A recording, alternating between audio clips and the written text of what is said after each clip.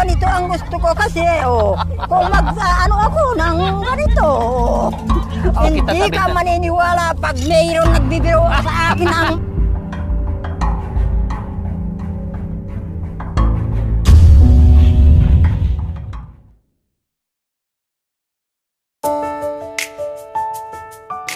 Magandang hapon po sa ating lahat mga kabayan. Sa ating paglalakbay sa hapong ito, meron ako nakita kanina na si Lola po mga kabayan ay tumutulong, no? Tumutulong ito sa paggawa ng bahay po mga kabayan. Kaya sabi ko, tara babae nga natin at puntahan natin si nanay o si Lola. Kasi may edad na siya at puti na yung buhok.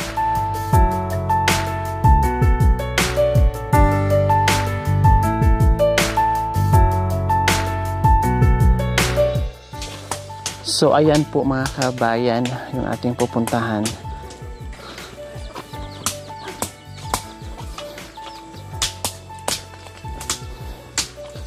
Hi! Hello nanay! Kumusta po kayo? Wow, ang sarap naman ng bitak-bitak nyo dyan sa buho. Anong gagawin nyo po dyan nanay? Bahay. Sabi ka ata itagtayakan ko ta. Anong gagawin niyo po, nanay? Masawali. Sawali. Ito. Pampalit niyo po dyan sa bahay niyo. Oo. Bakit marupok na? Hindi pa. Pero dun sa likod, walang sawali. Akala ko pag ganito, nanay, binibili, kayo pala ang gumagawa niyan? Kung wala kang pambili, gagawa ka. Okay. So, walang pambili, kaya mano-mano kayo po ang gumawa. Kailangan martilyuhin talaga? Oo. Martilyo ang... Ang hirap po pala, nanay, no? Ang hirap, katulad ko kung wala na akong kasama. Opo. Patay na. Yung mga anak ko na lang yung kasama ko. Tinutulungan po kayo. Anong pangalan niyo po, nanay? Let. Si Nanay Let. Ilan po ang anak niyo, Nanay Let? 5. 5. 4 na lalaki, 1 babae. Bakit nasaan po si tatay? Patay na. Patay na. Ako nga po, Nanay Let, subukan ko nga po kung paano. Kanina ko pa kayo nakikita. No? Parang ang dali-dali lang gawin. No, pero nalapitan ko kayo na mahirap pala. Paano po ba? Ganun, pukpukin lang. Pukpukin. Agad hindi mabiyak yung ano niya. Ganon. Okay na po yan. Ganyan, okay na po. Tapos, bali, mga ganito lang ang aalisin. Ganito. Yung parang yung mga liig-liig lang niya. Agoy. Para Ayan. Okay na po yan. Okay na. Ito po, paano po dito? Gaganuin po. Wow, ang galing ni nanay. Okay, sige, gusto ko makabuo. Yung ako talaga nag-umpisa. Mahirap yung... Mahirap, sa bundok. No? Diyos ko, magkaroon ka ng kulani dito sa kilikili. Katulad ng ako, matanda na. Pag mamaya, sumasakit na yung ano. Nangangalay na. Paano pag sa gabi, sobrang ngalay na, sumasakit na yung... Sumasakit. Ganon. Kamay niyo. Kawawa naman si Nanay Let. Kawawa. Ganyan po mga kabayan. Hindi po biro ha. Ang hirap po mga kabayan. Tapos isa-isay mo siya ng ganyan. Diba? Hindi basta-basta. Tapos, pag na ganyan yun, iipit na yan mga kabayan. Tapos lagyan ng pangsipit, ganyan. Magiging ganyan na yung kinalabasan niya. Diba? So, ganyan po yung paghihirap o pagtitiis. Tapos, ang hirap pa po mga kabayan. Biro nyo po ha. Bubuhatin nyo. Galing sa gubat mga kabayan, ito yung buho. Ito yung yung hitsura ng buho na buo. Ayan po. Opo. Tapos aakyat sila doon sa kabundukan. Tatawid pa sila sa kabila para makakuha ng ganito. Then biro nyo po, ito ha. Kung wala ka sasakyan, bubuhatin mo. Opo, isang kumpol ganito. Sino nagbubuhat? Kayo kuya? Ang bigat nito Ang bigat. Sisi na lang yung namin. May gulay. Ang bigat kuya. Sinong kasama po niya? Kayo? Hindi, siya. Siya nagkuha. Akala ko pati kayo ay Hindi. binubuhat nyo po Nanay Let. Siya ang nagbuhat. Ako, nandito kami sa bahay. Ganyan po ang ginagawa nyo. Oo. Siya habang naghahakot ng mga buhok, kayo naman ay gumagawa ng ganyan. Oo. Buti na lang mayroon kang anak na masipag. Pag wala kang pagkain, isang araw maghanap ng pagkain. Kung may magpagkain ka na, magtrabaho na doon. Magtrabaho na. Ganito ang buhay. Pag may pagkain, maghahanap buhay, ay maggawa nito, trabaho. Pag wala na naman, maghanap buhay, pambili ng pagkain. Wow! Anong trabaho mo? Anong ginagawa mong... Magtatanim ng mga ube at saka mga... Saan ang bukirin mo? Doon sa kabilang Malayo din. ilog. Sinong kasama mo pag nangunguha ng ganito? Hindi ka natatakot? Sino magtatayo ng bahay dito? Wala. Wala, pwede ba? Kung meron ako magtayo ako ng kubo para kapitbahay tayo? Oo. Alam mo, dyan. Papayag kayo pag dito ako nakatira. Ha, magpagawa ako ng bahay kubo na maliit, na ganito din. Bakit? Anong gagawin mo? Dito kami, mag-aasawa ako, maghahanap ako ng asawa. Kaso, ako wala na akong mga asawa. O kundi, hanapan ko rin po kayo ng asawa para may asawa kayo. Ay, hindi ko na gusto yun. Kasi alam mo, yung... Para mayroong tagagawa. Alam mo, yung inaanap nilang Babae, asawa. Wala na nakisama na dun sa asawa ko yung pagmamahal. Nung namatay si tatay, namatay, sabi ko, yung sasama feelings mo, yung pagmamahal mo, sinama mo na doon sa kanya. Sinama ko. Yung sa inano ko sa feeling ko, bubuhayin ko na lang ang alagaan ko na yung buhay. Hindi ko tinuturuan ng anak ko, hindi magawa ito. Ay, ibig sabihin kayo ang nagturo? Tama nga talaga ako. Si nanay ang nagturo niyan. Ito, pa ganon. Ito, pa ganon. Ito.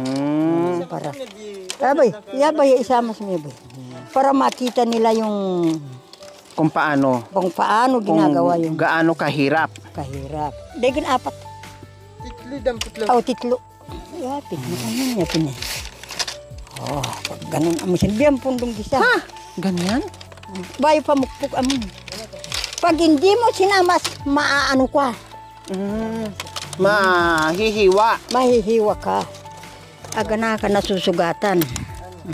Diyan no pundi. Hindi. Bakit po na isa mas lang ko? Diyan timpo. Yan. Hindi gala ka po. Diyos ko mga kabayan, ang hirap pala nito. Akala ko ganyan-ganyan lang. Ang hirap pala. Ang hirap. Tatlo. Tapos isisipit na naman. Buhat mo. Buhatin. Ito. Hindi, tatlo. Ay, ang tatlo buhatin. Para, ito. Ay, ano pa? Ganito. Ay! Ganito. Ang hirap. Iipa mo. Tapos, ano na naman? Pag gano'n na naman. Hati. Ito. Pag gano'n. Pag ngayon, pupukpukin natin kung tipar ng tinait. Parang ang hirap no, bago mabuo siyang ganyan. Bayot daw siya.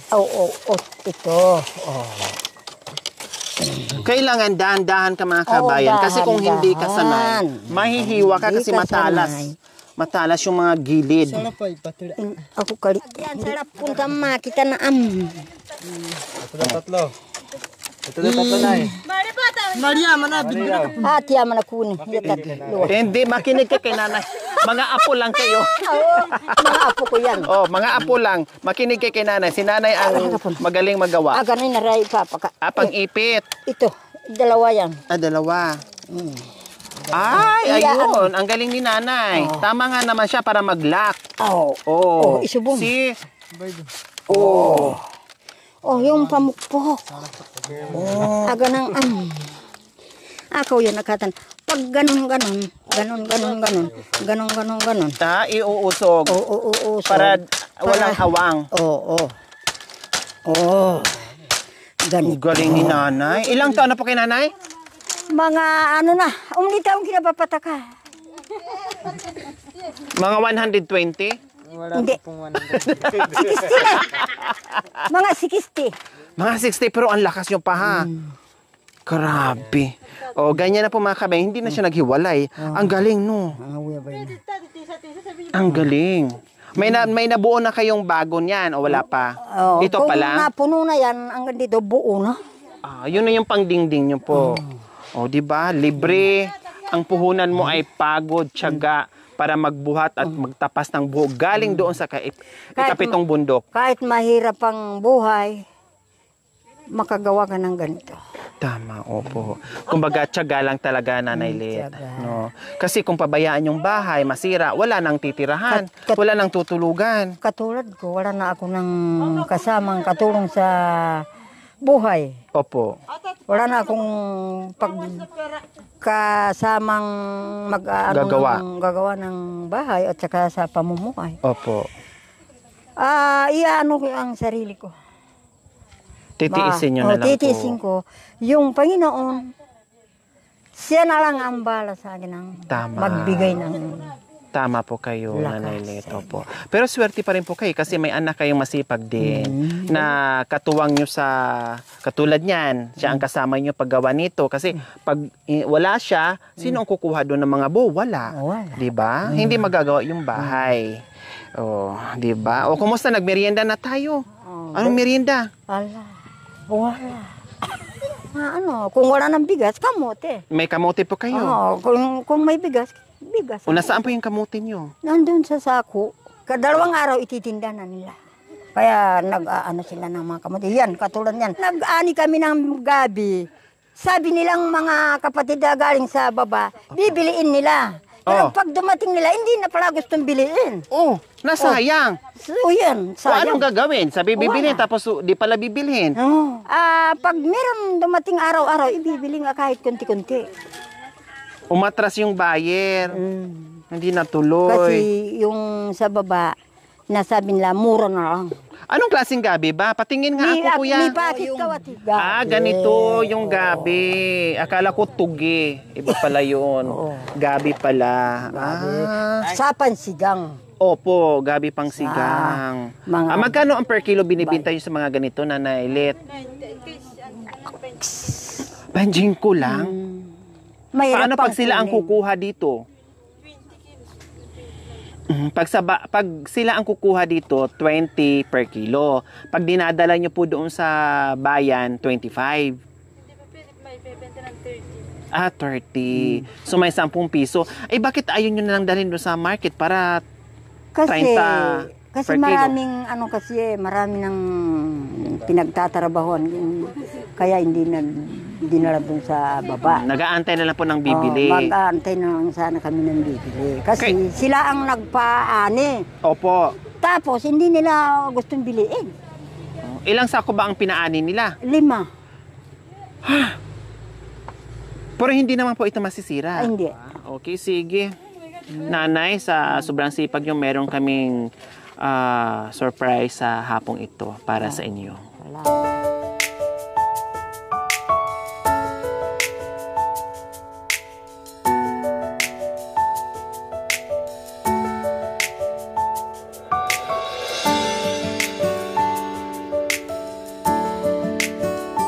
Salamat sa mga anak ko. Sana hindi kayo magsawang babalik dito. Opo. Kayo, sana, kayo ang parang dumaan na sa ano ko. Walang anuman po, Nanay Lit. Sana sa pagbaba ninyo, walang anuman. Salamat po. Sana makabalik po. Opo. Ha? Saya. Bakit hindi ka masaya sa apong to? Hindi Opo. mo alam, meron dumarating ng Biyaya. biyaya. Tama. Sa Panginoon yun, nanggaling sa Panginoon yun. Tama. Sabi ng Panginoon, punta kayo doon sa mga matanda para makita yung Sitwasyon. pamumuhay. Tama. Tama po Ganito kayo.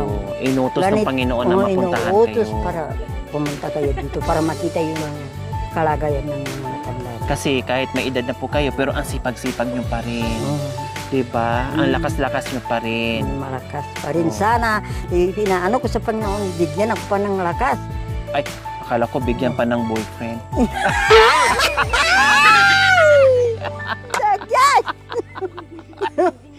Bigyan lang ginawang bigyan lang ginawang kan asawa. Okay, sige. Ayan po. Yan, Maraming different. salamat po sa inyong lahat sa walang samang pagmamahal. Ito po yung nagagawa ng ating buong team. Ayan. Ang biyaya ay galing po from Team Lori. Maraming salamat po sa walang pagsasawang panonood without skipping ads, pag-share, pagla-likes. Maraming salamat po sa inyo. Ano po yan? Oh, mga kamote. Kamuting baging. Wow. Magkano po Ay, yan? dinaragdagan ba ito? Ito, hindi ko Opo. naman ipapabili sa iyo. Ay, hindi mo na Binigay ko sa iyo. Easy lang. Ay, Po. dapat yun ibibigay mo sa akin ng ano mo. Magpupunta ako doon sa mainit, masunog yung... Sombrero. Oh, Sige. ito, ganito ang gusto ko kasi, kung ano ako ng ganito, Sige, sa'yo na. Sabi nyo eh. hindi ba tama? Lalo kayong gumanda. Pag- Ang problema niyan, ang ganda-ganda yung mamaya pag pumunta kayo, makasalubong kayo ng lalaki. Kung magkaroon kayo ng asawa. Alam ba, kung magliligo ako, magpaganda ako, kasi sinusuot ko ito, saka ako magbiis, parang ganitong pag-aano mo. Huwag yung sabihin, hihingiin nyo rin ito. Maghubad na ako pa uwi. Hindi. Ito ang gusto ko, kasi pag... Halimbawa, sabi nyo, maganda kayo, tingnan, nakasuot ka ng ganyan. Tapos may nakasalubong kayong lalaki, tapos maliligaw sa inyo. Anong gagawin nyo? Yung gagawin ko, hindi ko gusto yung lalaki. Ayaw ko na sa lalaki. Ganito ang sasabihin ko. Ganun ang sasabihin nyo. Hindi, sabi ko, gusto kita. Hindi ka maniniwala pag mayroon nagbibiro sa akin ang mga lalaki, itaking ko siya. Talagang walang lalapit na kasi may Walang daladala na lalaki. kayong itak. Sinasabi ko, kung gusto niya ako, hindi na ako magtrabaho. Papakainin na lang ako. Wow, yan ang yan ang kondisyon. Pwede, basta hindi ka na magtatrabaho. Nandito na ako sa bahay, magpaganda na ako, papakainin na ako. Wow, parang Pero pag may asawa ko, ako pa lang ang ganun-ganun. tama. Tama nga Hindi. naman si nanay. Lasing Tapos pa. mag-inom pa. Tapos bugbugin ka pa. Yung asawa kong namatay, hindi naman siya maglalasing. Tapos ang bait-bait pa. Kahit kinuha ng Panginoon, sasabihin. Okay, dito na kami. Pag mag-ano ako ng isda sa ilog, hindi ako maano ng araw. Gagano ako, Opo. mamadwas. Gusto mo, tignan mo ang pag-ano ko ng mga isda sa ilog. Nag-aano pala kayo, namimingwit. Namimingwit. Yun. Kumari, dyan? Oo. Ilog. Ilog na yan. Huwag maingay. Kasi ang isda pag maingay, tumatakbo.